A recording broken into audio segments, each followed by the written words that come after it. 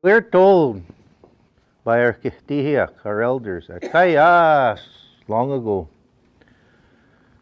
Huisakitzak, trickster, and I can say his name, there's snow on the ground.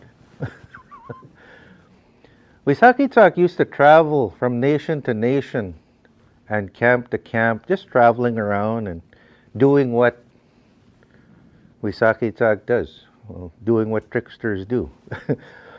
But anyway, he came across this one camp, and there was this uh, old kohkom that he noticed, a grandmother. She was by herself in her camp, nobody else around. He saw her gathering some wood, going into her teepee, making fire, cooking. And this bothered Wisakitak a lot, so he went up to this old woman, and he said, "Nochum, grandmother, why is there nobody around helping you with the wood?" And Kochom told him, "Because my family is all gone. My old man passed on, and my kids have left. They went on to make their families. There's nobody left. I'm by myself." He said, "I can take care of myself, though." But Wisakitak didn't like this, because even though he was a trickster, he was known to have a lot of wisdom and know a great many things about the world around us. So he thought to himself, "I'm going to stay with this. I'm going to stay with this woman and help her. I'll hunt for her and I'll gather wood for her and I'll take care of her." So he stayed with Miss Kuchkum for a long time, hunting for her, gathering berries for her so that she didn't have to go out and gather anything, getting the wood for her, bringing it back to the teepee. But it was getting towards fall hunting season. And as Kuchkum told him, it's the tribe, we're going to be moving soon to our hunting grounds, so we're going to have to start packing up and move our camp tomorrow. So in the morning, I'll move the teepee. Wisakichak thought, "What? You're going to move this teepee? You could barely walk. You're all hunched over. You can't move this teepee, Kochum," he told him.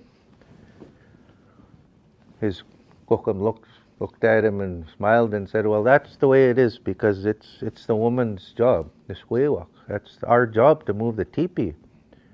You go out in the morning like always, go ahead and to our hunting grounds and start trying to find us a muswa. I'll worry about getting this teepee there." Oh, Isakitak didn't like that, but she was stern and said, "No, this is my job." But it bothered Wisakitak the whole time. He kept thinking, how is Nochum going to move this big teepee, all the poles, and oh my God. He didn't feel good about it. But when he got to where the tribe had gotten to their hunting grounds, he saw that his Kochum already had the teepee up. So there was already smoke coming out of it, and she was preparing a meal. Yes, just shocked Wisakitak, and he thought, how did she do this? She can barely walk. How did she pack up this teepee? And he was just amazed. He was just, "Oh, Mama Scotch," he thought. So this went on. He kept thinking about it, and every time he looked at his Kochum, he'd just shake his head, imagining her packing these poles and taking down and putting the teepee up. And a few days later, the first signs of snow came. And again, his Kochum told him, "Wisakitak, tomorrow we're going to pack up again." And he thought, "But we haven't been here very long in the hunting grounds." He said, "No, we're moving to our winter camp tomorrow." This time he said, "No, Kochum," he said, "last time you moved the teepee, I'm going to move it this time." And this time he tried to be stern with her, and again she said, "No, Isakitak, this is our job. No man is supposed to do this job. It's a woman's job." Isakitak didn't like that one bit. He shook his head, and again he kept thinking that night, how does this little old lady move all of this teepee? And Got up early the next morning, and Kokum told him, okay, Dalmati, go hunting. He thought, I'm not, this is crazy. He thought, this is not right, and he didn't feel good. So Isakitak went a little ways down the trail, and he hid behind a willow bush. He was hiding behind that willow bush waiting, and because he wanted to see how his nochum was moving this teepee and everything. He said, I gotta see this. Just out of sight, but he wanted to see if she actually hauling the teepee by, so he was watching in the willow. All of a sudden he could hear the drum beating, and then he heard it. Kokum singing, and he thought, what? The most she's going crazy. Now she's supposed to be moving the teepee, and now she's singing and dancing. But he saw her beating on the drum and coming down the trail.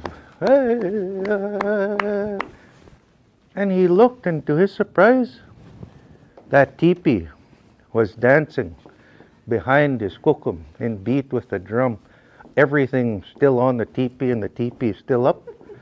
But it was following his kokum. Wisakitak was just, oh my, that's how she does it. So he listened carefully and he followed her so he could learn the song.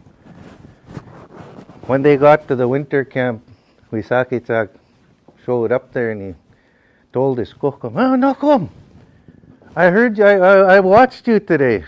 And I know that song now, I learned it. So next time we move, I'll bring the teepee. I'll do it now, I learned it. Oh, Kokum was mad. He said, Wisakitak, what did you do? He said, well, I wanted to make sure that I can move the teepee next time. So I learned the song, and I learned the drum beat, and I can do it now. I know I remember it, all of it. Kokum looked at him and said, yeah, you sure did it now, Isakitak. That was a gift given to Esquiwak, the women. Creator gave us this gift of that song and that drum beat so that we can move the teepee.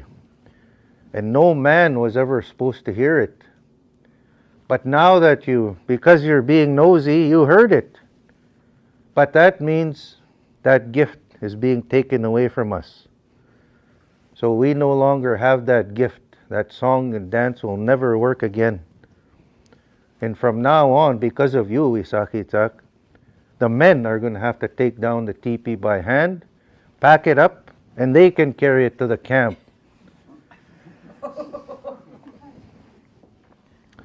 So our Kihtihiak tell us that even to this day, that's the way it is. All because of that Wisakitak and what he was being nosy all those years ago.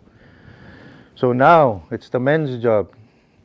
Put that teepee up, take it down, and carry it by hand. So now you know the story of Wisakitak and Mikwap.